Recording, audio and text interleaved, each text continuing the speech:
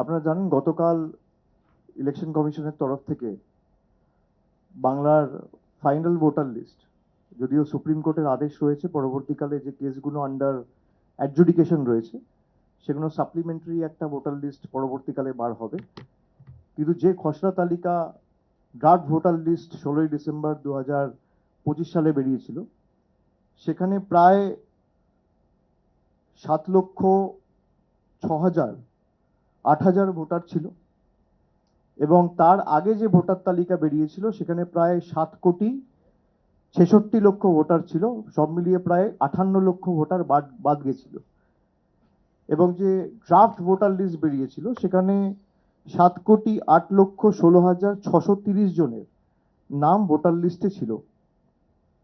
পরবর্তীকালে 16ই ডিসেম্বর থেকে শুরু করে জানুয়ারি ফেব্রুয়ারি প্রায় 2.5 মাস হিয়ারিং, কমপ্লেন এসব হয়েছে, সুপ্রিম কোর্ট অবধি মামলা গড়িয়েছে, এবং সেখানে আমরাও আমাদের সামর্থ্য মতো লড়াই করেছি। গতকাল যে লিস্ট রিলিজ হয়েছে, ইলেকশন কমিশন বা সিইওর অফিস থেকে যে নোটিফিকেশনটা জারি করা হয়েছে সেখানে যে তথ্য দেওয়া হয়েছে যে সব মিলিয়ে টোটাল অ্যাডিশন গত 2.5 মাসে, তার মানে ফর্ম 6 বা ফর্ম 6A, যারা বাইরে থাকে তারা ফর্ম 6A ফিল আপ করবে, আর যারা নতুন ভোটার তারা ফর্ম 6 করবে। সেখানে প্রায় 1,82,036 জন ফর্ম 6 ফিল করেছে, এবং টোটাল ডিলিশনের ক্ষেত্রে, যেটাকে আমরা ফর্ম 7 বলি, সেখানে 5,46,053 জন রয়েছে। আমি আপনাদের অনুরোধ করব যে ইলেকশন কমিশনের বা সিইও ওয়েস্ট বেঙ্গলের যে টুইটার হ্যান্ডেল রয়েছে, সেই টুইটার হ্যান্ডেলে একটা বুলেটিন জারি করা হয়েছিল 19শে জানুয়ারি 2026, এবং 19শে জানুয়ারি শেষ দিন ছিল ফর্ম 7 জমা দেওয়ার ক্ষেত্রে। খুব সম্ভবত 14 বা 15 তারিখ অবধি ছিল, তারপরে ওরা একটা নোটিফিকেশন করে আরো 4 দিন বাড়িয়েছিল, যখন বাঁকুড়ায় বিজেপির একটা গাড়ি ধরা পড়ে ফর্ম 7 বোঝাই অবস্থায়। 7-8 হাজার ফর্ম 7 জমা দেওয়ার একটা চক্রান্ত চলছিল। এটা করতে না পারায় ইলেকশন কমিশন বিজেপিকে সুবিধা করিয়ে দেওয়ার জন্য আরো 4 দিন সময়সীমা বাড়িয়েছিল, এবং 19th জানুয়ারি লাস্ট ডেট ছিল ফর্ম 7 জমা দেওয়ার ক্ষেত্রে। সেই যে বুলেটিনটা বেরিয়েছিল, সেই বুলেটিনটা বেরিয়েছিল 7টা বেজে 6 মিনিটে, সকালে নয়, অর্থাৎ সারাদিন চলে যাওয়ার পরে, ওয়ার্কিং আওয়ার্সের পরে। 7টা বেজে 6 মিনিটে যে ফর্ম 7 এর সংখ্যা ওখানে ছিল 41,961। আপনারা গেলে আপনারা দেখতে পাবেন, এটা এখনো রয়েছে সিইও ওয়েস্ট বেঙ্গলের টুইটার হ্যান্ডেলে। বুলেটিনের ডেট হচ্ছে 19 জানুয়ারি 2026। কালকে যে আপডেটটা ইস্যু করা হয়েছে সেখানে ফর্ম 7 এর ক্ষেত্রে সংখ্যা দেওয়া হয়েছে 5,46,053। তো এই 5 লক্ষ অ্যাডিশন হলো কোত্থেকে? আমাদের প্রথম প্রশ্ন। এগুলো আমরা ধাপে ধাপে সব সুপ্রিম কোর্টে জমা দেবো, কিন্তু আমাদের কর্তব্য এটা মানুষের কাছে আনা, জনসমক্ষে আনা, এবং সংবাদ মাধ্যম সমাজের মানুষের চোখ এবং কান। তাই আপনাদের মাধ্যমে আমরা মানুষকে অবগত করতে চাই যে যে জায়গাগুলোতে অনিশ্চয়তা বা অসামঞ্জস্যতা রয়েছে, আমরা সেগুলো আপনাদের কাছে তুলে ধরব। 2 হচ্ছে, প্রথম যখন ড্রাফট লিস্ট বেরিয়েছিল তখন আপনারা জানেন যে লজিক্যাল ডিসক্রিপেন্সি বলে কোনো ক্যাটেগরি ছিল না। এসআইআর এর যে নোটিফিকেশন 27শে অক্টোবর ইস্যু করা হয়েছিল, এবং বলা হয়েছিল বাংলায় এসআইআর শুরু হবে, ইনিউমারেশন ফর্ম বিলি করা হবে নভেম্বর মাসের 4 তারিখ থেকে। সেখানে লজিক্যাল ডিসক্রিপেন্সির কোনো মানে নাম পর্যন্ত মেনশন করা ছিল না, কোনো উল্লেখ ছিল না, কোথাও কোনো লজিক্যাল ডিসক্রিপেন্সি বলে কোনো বস্তুই ছিল না। কার্যত ড্রাফট লিস্টে আমরা দেখেছি, তারপরেও আমি সাংবাদিক বৈঠক করে আপনাদের বলেছি যে যে সমস্ত রাজ্যে এসআইআর চলছে সেখানে বাংলায় ডিলিশন সব থেকে কম। এবং যেহেতু বিজেপি নেতারা প্রথম থেকে একটা টার্গেট দিয়ে দিয়েছে, কেউ বলেছে 1 কোটি নাম বাদ যাবে, কেউ বলেছে 1.5 কোটি নাম বাদ যাবে, কেউ বলেছে 1,20,00,000 নাম বাদ যাবে, তাই সেই টার্গেট পূরণের লক্ষ্যে জোর জবরদস্তি, এবং অন্যান্য কোনো রাজ্যে এটা হয়নি, একমাত্র বাংলার ক্ষেত্রে এরা লজিক্যাল ডিসক্রিপেন্সি বলে একটা বস্তু রাতারাতি তৈরি করলো, তৈরি করে 1,20,00,000 মানুষকে লজিক্যাল ডিসক্রিপেন্সির নামে ঢুকিয়ে দিল। এবং লজিক্যাল ডিসক্রিপেন্সির সাথে আর একটা ক্যাটেগরি ছিল আনম্যাপড। আনম্যাপডে ছিল 32 লাখ। তো লজিক্যাল ডিসক্রিপেন্সি বলে যখন কিছু ছিলই না, আমরা পরবর্তীকালে ইলেকশন কমিশনের কাছে গিয়ে বললাম আপনি লিস্ট জনসমক্ষে আনুন, তারা আনতে রাজি হলো না। পরবর্তীকালে সুপ্রিম কোর্টের হস্তক্ষেপে সেই লিস্ট জারি করতে তারা বাধ্য হয়েছে, কার্যত 4-5 দিন লেটে করেছে, কিন্তু তাও সুপ্রিম কোর্টের হস্তক্ষেপের কারণে দেশের সর্বোচ্চ আদালতের আদেশ ছিল বলে তারা করেছে। 32 লক্ষ আনম্যাপড কেস বেড়ে গিয়ে রাতারাতি এখন আন্ডার অ্যাডজুডিকেশন হয়ে গেছে 60 লক্ষ কেস। যে সমস্ত কেস, আমি জানি না যারা এখানে সাংবাদিকরা উপস্থিত রয়েছেন আপনারা ভিতরে ঢুকে সাবজেক্ট বুঝে নির্বাচন কমিশন বা সিইওর অফিসে প্রশ্ন এখনো কেন করেননি। সুপ্রিম কোর্টে স্পষ্টত বলা হয়েছিল যে অমীমাংসিত যে কেসগুলো রয়েছে সেইগুলো জুডিশিয়াল অফিসারদের কাছে যাবে। 21 তারিখ রাত্রে ইআরওদের পোর্টাল বন্ধ করে দেওয়া হয়, ফ্রিজ করে দেওয়া হয় 21শে ফেব্রুয়ারি, এবং 21 তারিখের রাত্রের পর থেকে যে কেসগুলো 21 তারিখ অবধি হয়ে গেছে সেগুলো নিয়ে আর প্রশ্ন থাকবে না। 21 তারিখের পর থেকে যে কেসগুলো অমীমাংসিত রয়েছে সেই কেসগুলো জুডিশিয়াল অফিসারদের কাছে পাঠানো হবে, তারাই ফাইনাল অথরিটি। স্পষ্ট নির্দেশ ছিল। আপনারা যদি ঠিকমতো খোঁজ নেন, যারা এসআইআর এ যুক্ত, সিইও অফিসে যারা রয়েছে বা ইআরও যারা রয়েছে বা ডিইও হিসেবে যারা কাজ করছে বা এই আরও হিসেবে প্রত্যেকটা বিধানসভায় 20 জন 25 জন এই আরও রয়েছে, এমনকি বিএলও যারা রয়েছে, প্রায় 1 লক্ষ লোক তো এসআইআর এ কাজ করছে নির্বাচন কমিশনের অধীনে সুপ্রিম কোর্টের অর্ডারে। 14 লক্ষ কেস ছিল অমীমাংসিত। আমি আবার বলছি সংখ্যাটা 14 লক্ষ। এমন 14 লক্ষ কেস ছিল অমীমাংসিত, বাকিগুলো সব তার নিষ্পত্তি হয়ে গেছিল। ইআরও এইআরও লেভেলে তারা সমাধান বা প্রতিকার করেছিল, কোনটা ইনএলিজেবল আর কোনটা এলিজেবল তারা ঠিক করেছিল। তারাই কোয়াসি জুডিশিয়াল অথরিটি, তারাই ফাইনাল অথরিটি, তারাই ঠিক করেছিল। কোন জাদুকাঠির বলে রাতারাতি 1 সপ্তাহের মধ্যে এই 14 লক্ষ কেস বেড়ে 60 লক্ষ হলো? যার মীমাংসা হয়ে গেছে 21 তারিখে পোর্টাল ফ্রিজ হওয়ার আগে অবধি, সেই কেসগুলো কার অঙ্গুলি হেলনে, জোর জবরদস্তি, কাদের কথায়,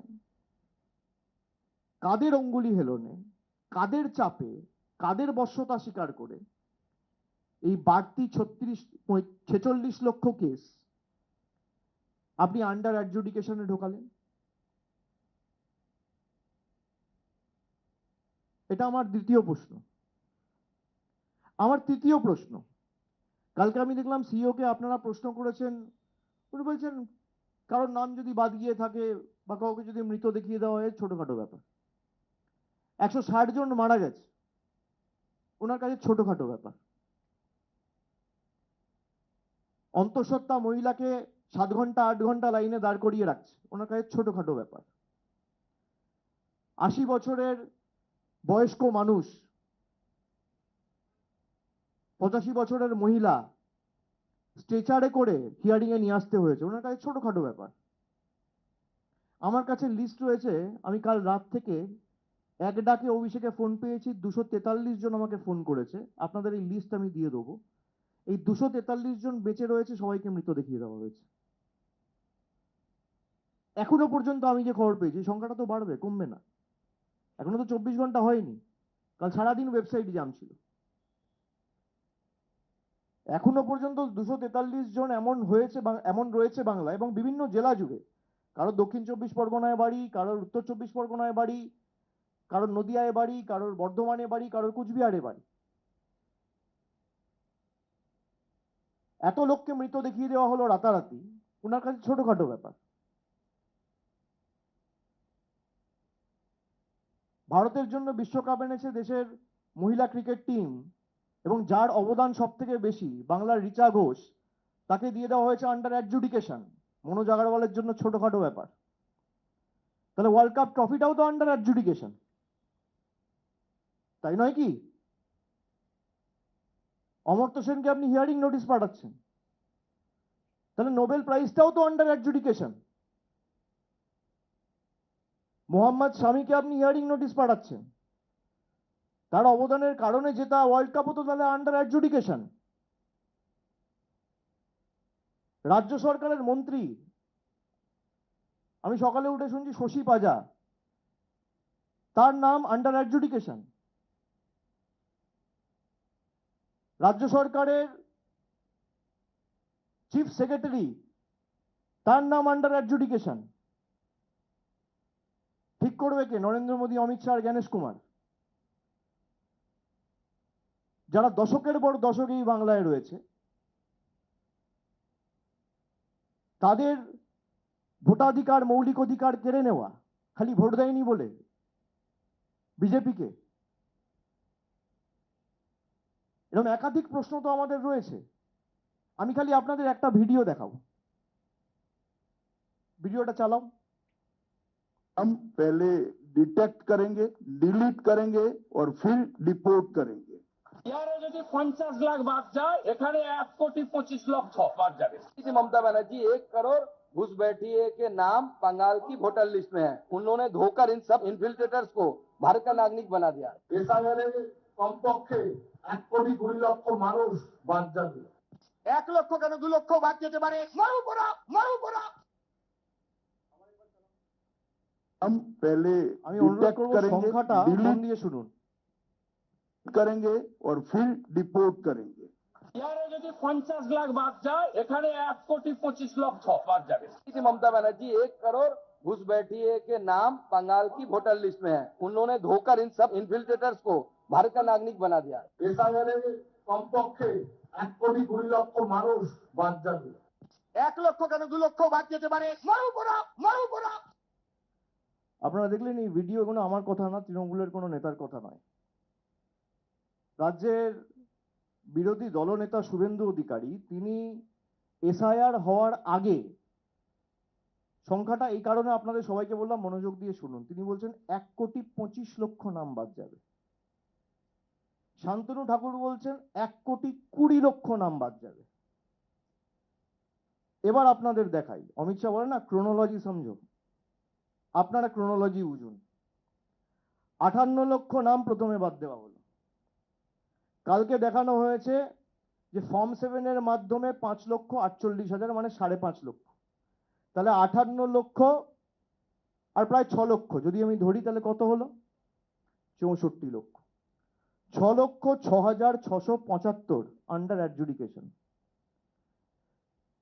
সরি, 60,06,675 আন্ডার অ্যাডজুডিকেশন। তার মানে 64 আর 60 কত হলো? 1,24,00,000। শুভেন্দু অধিকারী বলেছে 1,25,00,000। শান্তনু ঠাকুর বলেছে 1,20,00,000। এটা আমার কথা নয়, টার্গেট অনেক আগে সেট করে দেওয়া হয়েছে। এই অপদার্থগুলো তো বিজেপি নেতাদের 200 টার্গেট পার করতে পারে না। তাই গরিব মানুষকে অস্বস্তিতে ফেলা, তাদের টর্চার করা, তাদের হয়রানির শিকার হওয়া, তাদেরকে লাইনে দাঁড়িয়ে ব্যতিব্যস্ত করা, তাদের মৌলিক অধিকার কেড়ে নেওয়া, ভোটাধিকার কেড়ে নেওয়া, টার্গেট অনেক আগে সেট হয়ে গেছিল। আমরা কেন বলেছিলাম যে যখন বেরোবে আপনারা মিলিয়ে নেবেন যে আলটিমেটলি এই নির্বাচন কমিশন, দেশের জাতীয় নির্বাচন কমিশন হচ্ছে বিজেপির সহকারী সংস্থা। বিজেপির অঙ্গুলি হেলনে জ্ঞানেশ কুমার চলছে। আপনি আমার বিরুদ্ধে মামলা করুন, আমি লড়ে নেব, আমার রাইট হবে তো, আমি সুপ্রিম কোর্টে গিয়ে নিজে লড়াই করতে পারবো।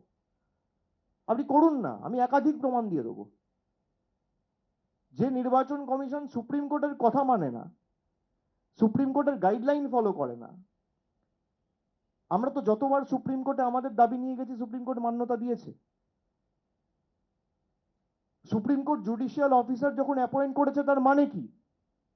যে নির্বাচন কমিশনের অ্যাপয়েন্টেড অফিসারদের উপর সুপ্রিম কোর্টের সর্বোচ্চ আদালতের ভরসা নেই, সেই কারণেই জুডিশিয়াল অফিসার অ্যাপয়েন্ট করতে হয়েছে।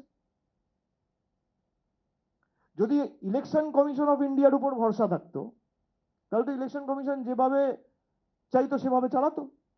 লজিক্যাল ডিসক্রিপেন্সি লিস্ট রিলিজ করতে চাইছিল না, হিয়ারিং ভেন্যুতে BLA2 অ্যালাউ করতে চাইছিল না, হিয়ারিং ভেন্যুর সংখ্যা বাড়াতে চাইছিল না, মানুষকে অ্যাকনলেজমেন্ট রিসিপ্ট দিতে চাইছিল না, সব তো সুপ্রিম কোর্ট বাতিল করে দিয়েছে। আমরা এই লিস্ট জমা দেবো, আমাদের কাছে যে লিস্ট রয়েছে, কিন্তু তার সাথে সাথে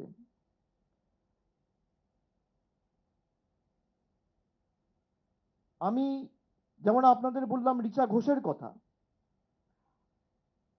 শশী পাঁজার কথা, এরকম একাধিক, যেমন আমাদের রাজ্যসভার আরেকজন প্রতিমন্ত্রী রয়েছে গোলাম রাব্বানি, তার নাম আন্ডার অ্যাডজুডিকেশন দেওয়া হয়েছে।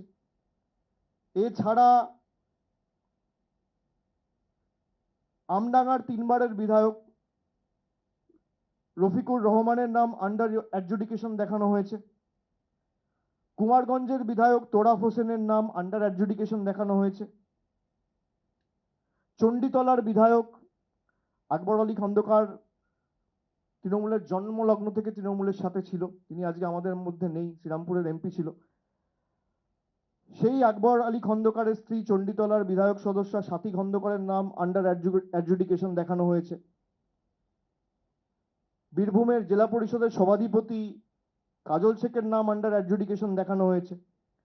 সন্দেশখালী 1 নম্বর ব্লকের বর্তমান BDO সায়ন্তন সেন, তার নাম আন্ডার অ্যাডজুডিকেশন দেখানো হয়েছে।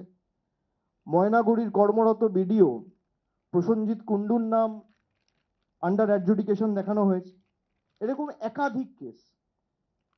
এবং আমি আপনাদের প্রথমেই যেটা বললাম যে 19শে জানুয়ারির যে নোটিফিকেশনটা বা বুলেটিনটা, এটার সাথে যদি আপনারা কালকের প্রেস রিলিজটা ম্যাচ করে দেখেন, যেখানে দিনের শেষে ওরা বলেছিল 41,000 ফর্ম 7 পড়েছে, আর কালকে ওরা প্রেস রিলিজ করে নোটিফিকেশন ইস্যু করে বলছে যে ফর্ম 7 এর সংখ্যা 5,48,000। এটা আমি না, ওরা যে রিলিজ করেছে তার মধ্যে ব্র্যাকেটে ফর্ম 7 বলে লেখা রয়েছে, আপনারা নিশ্চয়ই সেটা দেখেছেন। ফর্ম 6 এ যদি আসি, মানে নতুন ভোটার, সেখানে আপনারা দেখবেন যে 19 তারিখের যে নোটিফিকেশনটা ছিল, 20 তারিখে ওরা একটা নোটিফিকেশন করেছিল, আপনারা সেটাও দেখতে পারেন। সেখানে ফর্ম 6 এর সংখ্যা ছিল 6,33,762, 6,33,762। আর কালকে যে ফর্ম 6 দেখানো হয়েছে, সেখানে দেখানো হয়েছে টোটাল হচ্ছে 1,82,036। তাহলে 4 লক্ষ কোথায় গেল? 5 লক্ষ বাদ দেওয়া আর ফর্ম 6 থেকে 4 লক্ষ বাদ দেওয়া, এখানেই তো 9 লক্ষ ভোটের হেরফের হয়েছে। আমি আপনাদের যেটা বলেছিলাম যে এই একই জিনিস এরা মহারাষ্ট্রে করেছে, একই জিনিস এরা হরিয়ানায় করেছে, একই জিনিস এরা দিল্লিতে করেছে। আমি ইলেকশন কমিশনের বাইরে দিল্লিতে বলেছিলাম যে ভোটের চুরি ভোটার লিস্টে হচ্ছে। এই এদের চুরি যদি অন্য রাজনৈতিক দলগুলো আটকাতে পারতো, কোথাও আজকে বিজেপি ক্ষমতায় থাকতো না। এরা মানুষের ম্যান্ডেটে আসেনি, কারচুপি করে এসেছে, চুরি করে এসেছে। এই কারণে SIR কে আমরা বলেছিলাম সাইলেন্ট ইনভিজিবল রিগিং, চুপি চুপি ভোটের কারচুপি। 1, 2, 4টে কেস তো নয়, এখনো 24 ঘন্টা হয়নি, আমার কাছে 242 জন ফোন করেছে, 1000 হবে। লোক বেঁচে রয়েছে, আপনি দেখিয়ে দিচ্ছেন মৃত। আপনার এত গায়ে জ্বালা কেন? এক একটা জেলা থেকে আমি যদি আপনাদের কাছে আন্ডার অ্যাডজুডিকেশন এখন লিস্টটা খালি দেখি, কুচবিহারে আন্ডার অ্যাডজুডিকেশন 2,38,000, মানে ভোটার লিস্টে উপস্থিত থাকা মানুষের প্রায় 10% মানুষ। উত্তর দিনাজপুরে 4,80,000, ভোটার লিস্টে নাম রয়েছে 21 লক্ষ, মানে প্রায় 30%। মালদায় ভোটার লিস্টে নাম রয়েছে 29 লাখ, আন্ডার অ্যাডজুডিকেশন প্রায় 8.5 লাখ, মানে 40%। 40% ভোটারকে আপনি বাতিল করতে চাইছেন মালদার ক্ষেত্রে। মুর্শিদাবাদ 54 লক্ষ ভোটার লিস্টে নাম রয়েছে, আন্ডার অ্যাডজুডিকেশন 11,01,000, মানে প্রায় 20%-এর উপরে। উত্তর 24 পরগনা 75 লক্ষ ভোটার রয়েছে, আন্ডার অ্যাডজুডিকেশন প্রায় 6 লক্ষ। দক্ষিণ 24 পরগনা প্রায় 5.5 লক্ষ, 5,22,000। পূর্ব বর্ধমান প্রায় 3,65,000। আন্ডার অ্যাডজুডিকেশন এগুলো কারা ঠিক করেছে? সুপ্রিম কোর্টের অর্ডারের পরে জুডিশিয়াল অফিসারদের ডেকে তাদেরকে এসওপি তৈরি করে দেওয়া হচ্ছে। সুপ্রিম কোর্ট তো এসওপি তৈরি করতে বলেনি। সুপ্রিম কোর্ট বলেছে যে একটা বৈঠক হবে, সেই বৈঠকে নির্বাচন কমিশনের প্রতিনিধি থাকবে, রাজ্যের প্রতিনিধি থাকবে, চিফ সেক্রেটারি থাকবে, রাজ্য পুলিশের ডিজি থাকবে। তারা ঠিক করবে নিজেদের মধ্যে আলোচনা করে, in consultation with the chief justice of Kolkata high court, যে কেসগুলো আন্ডার অ্যাডজুডিকেশন রয়েছে সেগুলো টাইম বাউন্ড ম্যানারে কিভাবে শেষ করা যায়। তারা এসওপি করে দিচ্ছে যে আধার চলবে না, বিবাহিত মহিলাদের ক্ষেত্রে আধার নেওয়া হচ্ছে না। সুপ্রিম কোর্ট অনেক আগে, প্রায় 7 মাস আগে যখন এসআইআরটা নিয়ে চ্যালেঞ্জ হয়েছিল, তখন বলেছিল আধার আইডেন্টিটি হিসেবে ব্যবহার হতে পারে, কিন্তু নাগরিকত্বের ক্ষেত্রে আধার ব্যবহার করা যাবে না। যাদের অলরেডি ড্রাফট লিস্টে নাম রয়েছে তাদের তো নাগরিকত্ব নিয়ে প্রশ্ন নেই, তাদের ন্যাশনালিটি তো এস্টাবলিশড। তার মানে কি, তাদের ম্যাপিং হয়ে গেছে, সেই কারণে তাদের ড্রাফট লিস্টে নাম বেরিয়েছে। ড্রাফট লিস্টে নাম বেরোনোর পর কারোর বিয়ে হয়ে ধরুন হুগলির কেউ চলে গেছে কোলাঘাটে, পূর্ব মেদিনীপুরের কেউ বিয়ে হয়ে গেছে নদিয়ায়, দক্ষিণ 24 পরগনার কারোর বিয়ে হয়ে গেছে উত্তর 24 পরগনা, বা উত্তর 24 পরগনার কারোর বিয়ে হয়ে গেছে দক্ষিণ 24 পরগনার কোনো একটা বিধানসভায়। তার ক্ষেত্রে আধার নেওয়া হচ্ছে না, মহিলাদের নাম বেছে বেছে বাদ দেওয়া হচ্ছে, এসসিদের নাম বাদ দেওয়া হচ্ছে, সংখ্যালঘুদের নাম বাদ দেওয়া হচ্ছে, এসটিদের নাম বাদ দেওয়া হচ্ছে, বেছে বেছে, যারা বিজেপিকে ভোট দেয় না। আমি আপনাদের একটা তথ্য দিই, যেমন মালদার ক্ষেত্রে 2021 সালে সুজাপুরে বিজেপি ভোট পেয়েছিল 18,000। প্রতিহিংসা পরায়ণতা কাকে বলে? একটা বিধানসভায় 18,000 ভোট পেয়েছিল, এত হাজার হাজার কোটি টাকা খরচা করে। সেখানে আন্ডার অ্যাডজুডিকেশন একটা বিধানসভা থেকে 1,34,000, মানে 90% অফ দ্য বিধানসভা। আপনি বলে দিন না এই বিধানসভার মানুষ ভোট দেবে না, আপনি ঠিক করুন। আপনারা হাইকোর্ট মানেন না, আপনারা সুপ্রিম কোর্ট মানেন না, আপনারা লোয়ার কোর্ট মানেন না। একটা বিধানসভায় 1.5 লক্ষ ভোটার, সেখানে 1,34,000 under adjudication. Ratua BJP vote পেয়েছিল 57,000, আন্ডার অ্যাডজুডিকেশন 1,04,000। একটা বিধানসভার সংখ্যা, এটা জেলার নয়। মালতীপুর বিজেপি ভোট পেয়েছিল 36,156, under adjudication 94,737। Harishchandrapur BJP vote পেয়েছিল 49,000, under adjudication 91,000। Mothabari BJP vote পেয়েছিল 43,000, আন্ডার অ্যাডজুডিকেশন প্রায় 80,000। খালি 5টা বিধানসভার, মালদায় তো 12টা বিধানসভা রয়েছে, আমি খালি 5টা বিধানসভার উদাহরণ আপনাদের সামনে তুলে ধরলাম, যে একটা বিধানসভার 5%, 7%, 10% লোক নয়, 90% লোক আন্ডার অ্যাডজুডিকেশন। এটা কোন পর্যায়ে দেশটাকে নিয়ে গেছে? আর এটা একমাত্র বাংলায় হচ্ছে। আর যেখানে এসআইআর হচ্ছে সেখানে কিন্তু এত নিয়ম, এত রেস্ট্রিকশন, এই বৈমাতৃসুলভ আচরণ বা বৈষম্য কিন্তু নেই, একমাত্র বাংলার ক্ষেত্রে প্রযোজ্য। এটা আমি মালদার ক্ষেত্রে দিলাম। এবার আপনাদের মুর্শিদাবাদের 5টা বিধানসভা বলি। রঘুনাথগঞ্জ বিজেপি ভোট পেয়েছিল 27,000, আন্ডার অ্যাডজুডিকেশন 1,15,000 একটা বিধানসভা থেকে। ভগবান গোলা বাই ইলেকশন হয়েছিল, তৃণমূল জিতেছিল, বিজেপি ভোট পেয়েছিল 18,490। বদলা নিতে 1,10,000 মানুষকে আন্ডার অ্যাডজুডিকেশন রাখা হয়েছে। শামশেরগঞ্জ 1,08,400 লোককে আন্ডার অ্যাডজুডিকেশন রাখা হয়েছে। সুতি 1,04,980 জনকে আন্ডার অ্যাডজুডিকেশন দেখানো হয়েছে। লালগোলা 1 লক্ষ মানুষকে আন্ডার অ্যাডজুডিকেশন দেখানো হয়েছে। কোনোটা 80% অফ দ্য বিধানসভা, কোনোটা 78%, কোনোটা 75%, কোনোটা 70%, কোনোটা 60%। একটা বিধানসভায় মেরে কেটে 1.5 থেকে 2 লাখ লোক থাকে। 80% পোল হলে 1,60,000 লোক ভোট দেয়। 2 লাখ লোক যদি থাকে সেই বিধানসভায়, তার মধ্যে 1.5 লাখ লোককে রাখা হচ্ছে আন্ডার অ্যাডজুডিকেশন।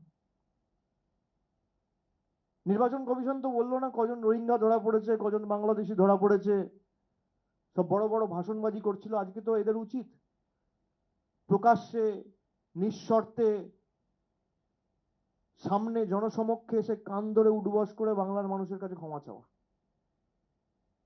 আমাদের বাংলাদেশি বাংলাদেশি বলে তো দাগিয়ে দিয়েছিল। যেখানেই বাঙালিরা যাচ্ছিল অত্যাচার করছিল, বাংলায় কথা বললে বলা হচ্ছিল বাংলাদেশি। এদের নেতারা বলেছে বাংলা বলে কোনো ভাষা নেই, বাংলার অস্তিত্ব কার্যত অস্বীকার করেছে। এতটাই রাগ এদের বাংলার উপর। আর সিপিএম যখন বলে যে তারা নাকি বিজেপির বিরুদ্ধে লড়াই করছে, তৃণমূল লড়ছে না, আপনি দেখুন না একই সাথে তো দুটো নির্বাচন, কেরালার নির্বাচন, বাংলার নির্বাচন, একই মাসে হবে, একই বছরে হবে, একই সময় হবে। তা যারা অভিযোগ করছে তাদের ভূমিকা কি ছিল গ্রাউন্ডে, কোর্টে? বিজেপি কেরালার নাম ক্লিয়ার করে দিল, কেরালাম, আমার তাতে আপত্তি নেই, হোক। কিন্তু 2018 সালে আমরা মন্ত্রিসভায় ক্লিয়ার করে কেন্দ্রের কাছে সেই প্রস্তাব পাঠিয়েছি, আজকে 8 বছর অতিক্রান্ত, বাংলার নাম তো ক্লিয়ার করলো না।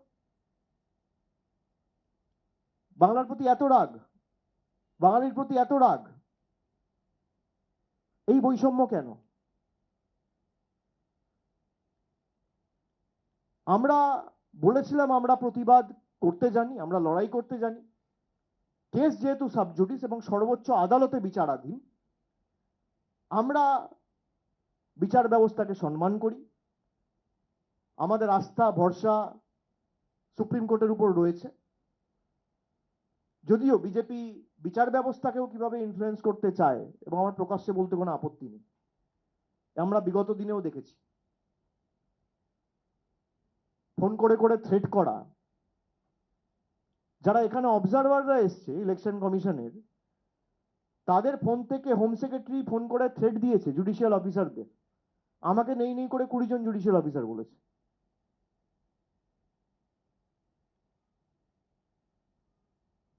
কে এখতিয়ার দিয়েছে? খুব গায়ে লেগেছে।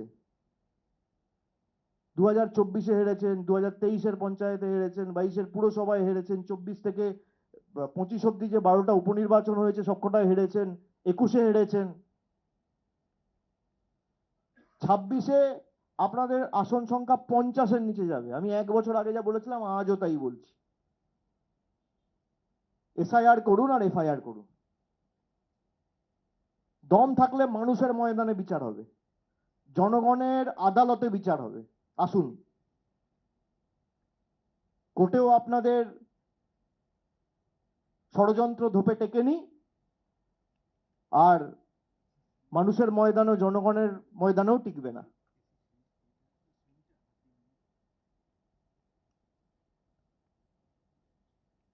আরপি অ্যাক্টের পুরো মানে গোষ্ঠীর পিন্ডি চটকে দিয়েছে। আরপি অ্যাক্ট বলে দেশে আর কিছু থাকলো না, যা প্রেসিডেন্স হয়ে গেল।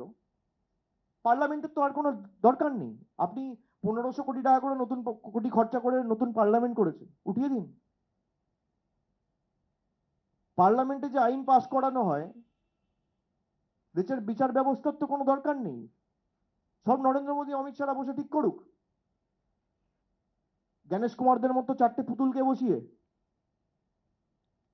অন্যরা প্রতিবাদ প্রতিরোধ করেনি, কষ্ট হয়েছে, হয়তো হজম করেছে। বাংলা তো হজম করবে না, এটাই তো পার্থক্য বাংলা আর অন্য রাজ্যের মধ্যে। আরপি অ্যাক্ট এম্পাওয়ার করছে ইআরওকে, এইআরওকে, আর আপনি একটা পিছনে করে গুজে দিচ্ছেন মাইক্রো অবজারভার। তাহলে আপনি সব জায়গায় লাগান। কই অন্যান্য জায়গায় তো মাইক্রো অবজারভার নেই, রাজস্থানে নেই, গুজরাটে নেই, উত্তরপ্রদেশে নেই, বাংলায় কেন? বাঙালির নাম কাটতে হবে?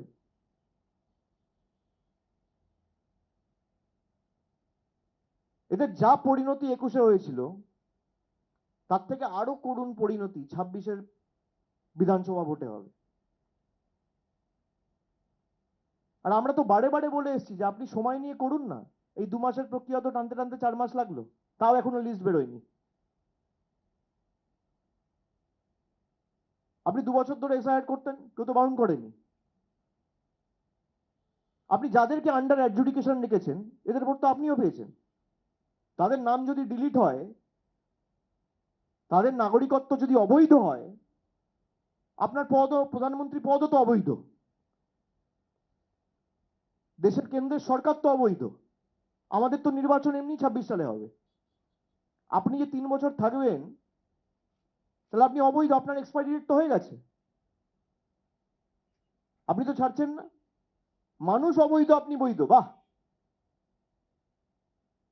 বাংলায় 60 কোটি লোক যদি আন্ডার অ্যাডজুডিকেশন থাকে, আপনার প্রধানমন্ত্রিত্ব পদও আন্ডার অ্যাডজুডিকেশন থাকা উচিত।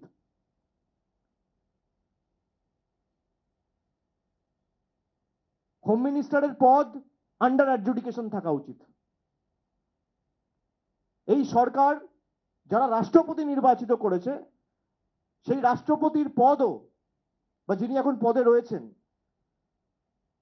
সেটাও আন্ডার অ্যাডজুডিকেশন থাকা উচিত। যারা গভর্নর হয়ে, সেন্ট্রাল রিপ্রেজেন্টেটিভ হয়ে নমিনেটেড হয়ে যাচ্ছেন, সব আন্ডার অ্যাডজুডিকেশন থাকা উচিত। মানুষকে আপনি আন্ডার অ্যাডজুডিকেশন রাখবেন আর নিজে ফুর্তিতে ঘুরে বেড়াবেন। অন্য রাজ্যের মানুষ আপনার ফাঁদে পা দেবে, বাংলার মানুষ পা দেবে না। এই কারণেই বাংলা 4টে রাজ্য থেকে আলাদা।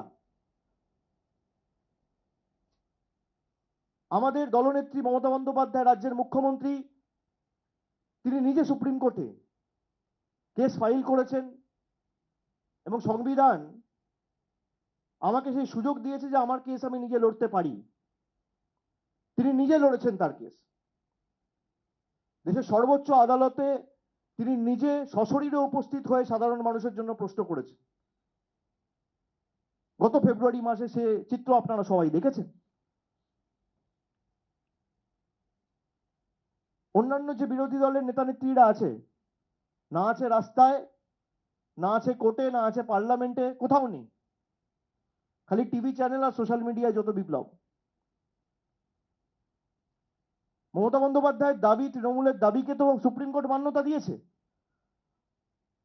আমরা হিয়ারিং ভেন্যুর সংখ্যা বাড়াতে বলেছিলাম, ডিসেন্ট্রালাইজ করতে বলেছিলাম, করেছে। লজিক্যাল ডিসক্রিপেন্সি লিস্ট করতে বলেছিলাম, পাবলিশ করতে বলেছিলাম, করেছে। সুপ্রিম কোর্ট বলেছে যে কোথাও একটা নির্বাচিত সরকার এবং দেশের নির্বাচন কমিশন, একটা কনস্টিটিউশনাল বডি, দুজনের মধ্যে একটা অবিশ্বাসের পরিবেশ তৈরি হয়েছে, সেখানে জুডিশিয়াল অফিসারদের অ্যাপয়েন্ট করা হবে এবং তারাই ঠিক করবে। যে হারে জুডিশিয়াল অফিসাররাও তো মানুষ, ওদের কাছে তো কোনো জাদুকাঠি নেই বা সফটওয়্যার নেই।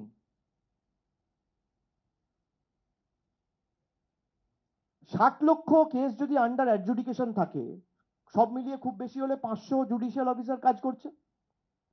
একদিনে 20 থেকে 30টা করে কেস যদি করা হয়, তাহলে 500 জুডিশিয়াল অফিসার খুব বেশি হলে দিনে 10 থেকে 15,000 কেস করবে। আমি 20,000 ধরে নিলাম। তাহলে 60 লক্ষ কেস ক্লিয়ার করতে কতদিন লাগবে? নেই করে 4 মাস। এটা মার্চ, এপ্রিল, মে, জুন। তাহলে ইলেকশন হবে কি করে? বিজেপি চায় না ইলেকশন হোক। বিজেপির একটা অংশ বিচার ব্যবস্থাকে ব্যবহার করে নির্বাচন পেছাতে চায়। তার কারণ এরা জানে যদি নির্বাচনে যাই ভোকাট্টা হয়ে যাব। বিজেপির মিছিল মিটিং গুলো দেখুন না, এসআইআর ওখানে হয়েছে, যত ডিলিশন ওখানে, যাও 2-4 জন ছিল, কেউ নেই।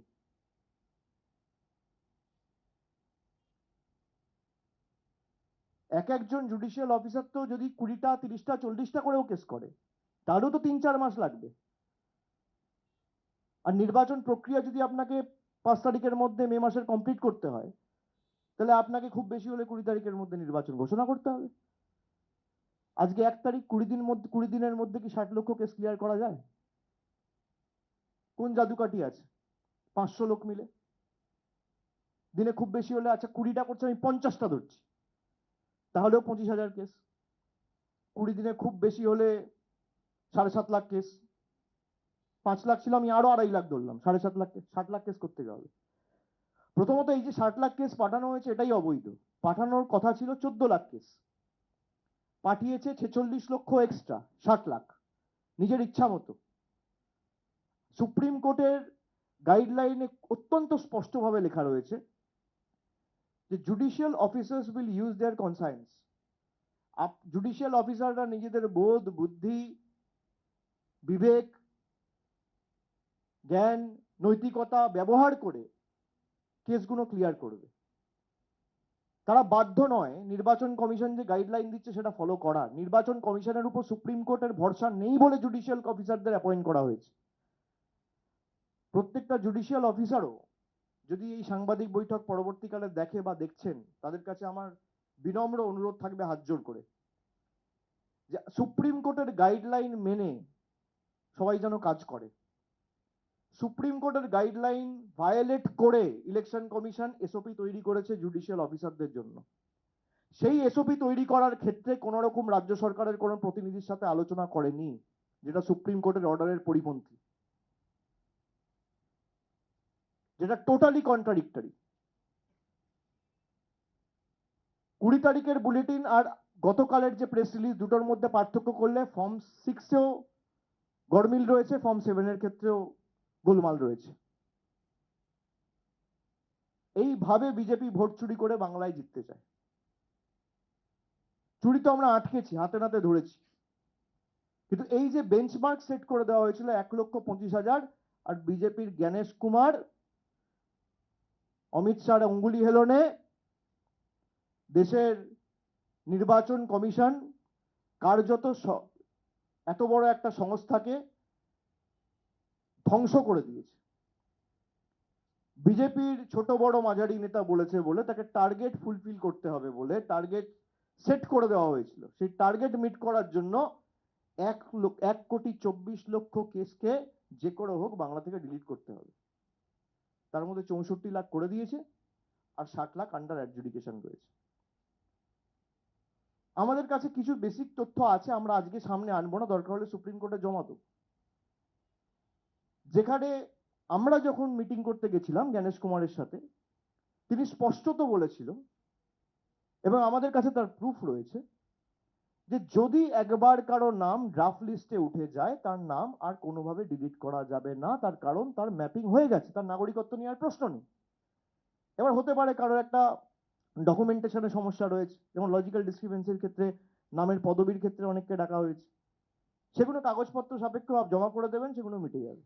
সে একটা প্যান কার্ড দেখিয়ে দেবে, বা কারোর কাছে পাসপোর্ট থাকলে পাসপোর্ট দেখিয়ে দেবে, বা অ্যাডমিট কার্ড থাকলে অ্যাডমিট কার্ড দেখিয়ে দেবে, জমি জায়গার কাগজ থাকলে সেটা দেখিয়ে দেবে, মিটে যাবে। নাম থাকার পরেও, ম্যাপিং হয়ে যাওয়ার পরেও যদি আপনি ডিলিট করেন, আপনি মিটিং এ যেগুলো বলেছিলেন জ্ঞানেশ বাবু, সব কিন্তু তৃণমূলের হাতে রয়েছে। প্রকাশ্যেও আনবো, সুপ্রিম কোর্টেও জমা দেবো, ওয়ার্ন করে দিয়ে গেলাম আজকে। পালানোর পথ খুঁজে পাবেন না। যারা ভাবছেন অতি চালাকের গলায় দড়ি, বেশি চালাকি করতে যাবেন না। আমাদের দুর্বল ভাবার কোনো কারণ নেই, আমাদের সৌজন্যতা আমাদের দুর্বলতা নয়। আপনি যে ভাষায় বোঝেন আমরা সে ভাষায় জবাব দিতে জানি। আপনাকে চ্যালেঞ্জ করলাম, আপনি আমার বিরুদ্ধে মামলা করুন যাতে আমি লড়ার সুযোগ পাই। আপনাকে যদি এক্সপোজ না করতে পারি আমি রাজনীতি করব না। আপনি করুন। বিধানসভা ধরে ধরে কি এদের ঔদ্ধত্য অহংকার, 162 জন মারা গেছে বলে ছোট ব্যাপার। মানুষের জীবনের কোনো দাম নেই, লাইনে দাঁড়িয়ে আছে কোনো দাম নেই। আগামী দিন মানুষ বিচার করবে, যাদেরকে আপনি আন্ডার অ্যাডজুডিকেশন রেখেছেন 6 মাসের মধ্যে এরাই কেন্দ্র সরকারকে আন্ডার অ্যাডজুডিকেশন রাখবে। বাংলার ক্ষমতা কি বাংলা দেখাবে। ব্যাটেল অফ স্ট্যালিনগ্রাড মনে আছে, তার পুনরাবৃত্তি হবে। যারা বাংলাকে দুর্বল ভাবছেন, যে একতরফা নাম কেটে দেবো, প্রতিবাদ করার কেউ থাকবে না, আমরা আমাদের কর্মীদের ইতিমধ্যে নির্দেশ দিয়েছি, যেখানে যেখানে এরকম কেস রয়েছে ইমিডিয়েটলি ডিইও যেহেতু হায়ার অথরিটি, তার কাছে অ্যাপিল করবে, দরকার হলে ফর্ম 6 ফিল আপ করবে। ইমিডিয়েটলি তাদের নাম তোলার ব্যবস্থা করতে হবে। আর সাধারণ মানুষের প্রতিও আমার আবেদন থাকবে যে ভয় কেউ পাবেন না। এই 162টা প্রাণ আমরা হারিয়েছি, আমাদের সহ নাগরিক দেশের, সহ রাজ্যবাসী ভয়ে ভীতিতে তারা আত্মঘাতী হয়েছে।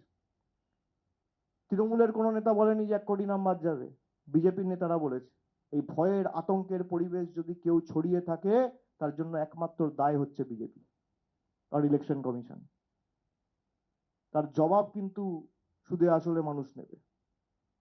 এবিপি আনন্দ, এগিয়ে থাকে, এগিয়ে রাখে।